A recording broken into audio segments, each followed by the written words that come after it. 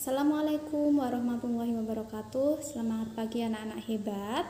Hari ini Bu Sinta akan menjelaskan sedikit mengenai perumusan dasar negara. Anak-anak kemarin sudah belajar para tokoh yang memberikan gagasan mengenai dasar negara. Nah, Bu Sinta akan melanjutkan sebagai pengetahuan tambahan untuk anak-anak hebat. Nah, anak-anak, Pancasila itu merupakan salah satu bentuk keputusan bersama dari bangsa Indonesia. Pancasila itu bukan hanya milik pihak tertentu saja, melainkan milik seluruh rakyat Indonesia. Pancasila bukan merupakan suatu bentuk keputusan yang mengutamakan kepentingan pribadi atau suatu golongan saja, akan tetapi mengutamakan kepentingan bersama, yaitu kepentingan bangsa dan negara. Dalam proses perumusan Pancasila, para pendiri bangsa yang tergabung dalam Panitia Persiapan Kemerdekaan Indonesia atau yang disebut PPKI berjuang bersama-sama untuk menghasilkan suatu rumusan dasar negara yang paling baik dan menunjukkan kepribadian bangsa Indonesia. Nah, hasilnya itu kita sebut Piagam Jakarta. Piagam Jakarta merupakan hasil keputusan bersama para tokoh dalam Panitia 9 yang dipimpin oleh Insinyur Soekarno pada tanggal 22 Juni 1945. Pada Piagam Jakarta, terutama pada alinea keempat, tercantum rumusan dasar negara yang telah disusun secara bersama. Dengan demikian, rumusan dasar negara Republik Indonesia bukan diambil dari pendapat Insinyur Soekarno, lalu Mr. Muhammad Yamin dan Mr. Supomo. Itu hanya sebuah gagasan yang harus dirumuskan kembali untuk menjadi sebuah keputusan. Pada akhirnya, ketiga tokoh tadi itu sepakat dengan rumusan dasar negara yang tercantum dalam Piagam Jakarta alinea keempat. Nah, bunyinya Piagam Jakarta itu: 1. Ketuhanan dengan kewajiban menjalankan syariat Islam bagi pemeluk-pemeluknya. 2. Kemanusiaan yang adil dan beradab. 3. Persatuan Indonesia. 4. Kerakyatan yang dipimpin oleh hikmat kebijaksanaan dalam permusyawaratan perwakilan. 5. Keadilan sosial bagi seluruh rakyat Indonesia. Nah, pada perkembangan selanjutnya, Badan Penyelidik Usaha-usaha Persiapan Kemerdekaan Indonesia itu dibubarkan oleh Jepang dan diteruskan perannya oleh PPKI atau Panitia Persiapan Kemerdekaan Indonesia yang diketuai oleh Insinyur Soekarno dan dibantu oleh Dr. Andes Muhammad Hatta sebagai wakil ketua.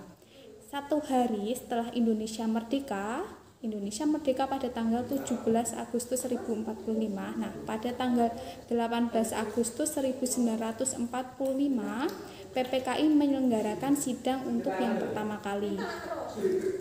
Dalam sidang tersebut, PPKI akan menjadikan Piagam Jakarta sebagai bahan untuk menyusun pembukaan Undang-Undang Dasar 1945. Akan tetapi, pada sebelum rencana tersebut disahkan, para peserta sidang mendengar informasi dari utusan bala tentara Jepang bahwa sebagian daerah di kawasan Indonesia bagian timur yang tidak beragama Islam akan memisahkan diri kalau Piagam Jakarta disahkan sebagai pembukaan Undang-Undang Dasar 1945 karena pada sila pertama.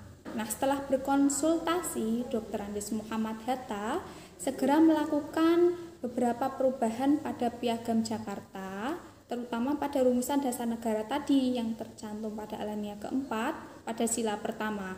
Perubahan rumusan dasar negara yang dilakukan dengan merubah isi sila pertama, yaitu ketuhanan tadi dengan kewajiban menjalankan syariat Islam bagi pemeluk-pemeluknya, menjadi ketuhanan yang Maha Esa. Dengan demikian, setelah dilakukan perubahan rumusan dasar negara, itu menjadi 1. Ketuhanan yang Maha Esa. 2. Kemanusiaan yang adil dan beradab. 3. Persatuan Indonesia. 4. Kerakyatan yang dipimpin oleh hikmat kebijaksanaan dalam permusyawaratan atau perwakilan, dan 5. Keadilan sosial bagi seluruh rakyat Indonesia. Nah, kemudian Dr. Andes Muhammad Hatta melaporkan hasil perubahan tersebut kepada seluruh peserta sidang PPKI. Nah, seluruh peserta sidang menerima perubahan tersebut. Peserta sidang terdiri dari kalangan umat Islam juga menyetujui perubahan tersebut sebagai wujud toleransi mereka, karena di Indonesia itu agamanya tidak hanya Islam.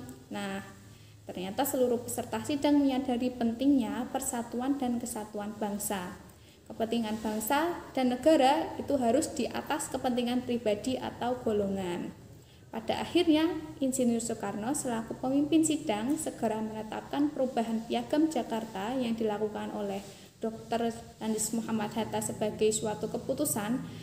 Dengan demikian pada tanggal 18 Agustus 1945 negara kita sudah memberlakukan Undang-Undang Dasar 1945 yang di dalam bagian pembukaannya tercantum rumusan dasar negara. Nah, rumusan dasar negara itu kita sebut Pancasila yang mulai berlaku pada saat itu sampai sekarang. Nah, itu adalah sedikit penjelasan mengenai rumusan dasar negara. Terima kasih anak-anak. Selamat belajar. Semangat ya. Assalamualaikum warahmatullahi wabarakatuh.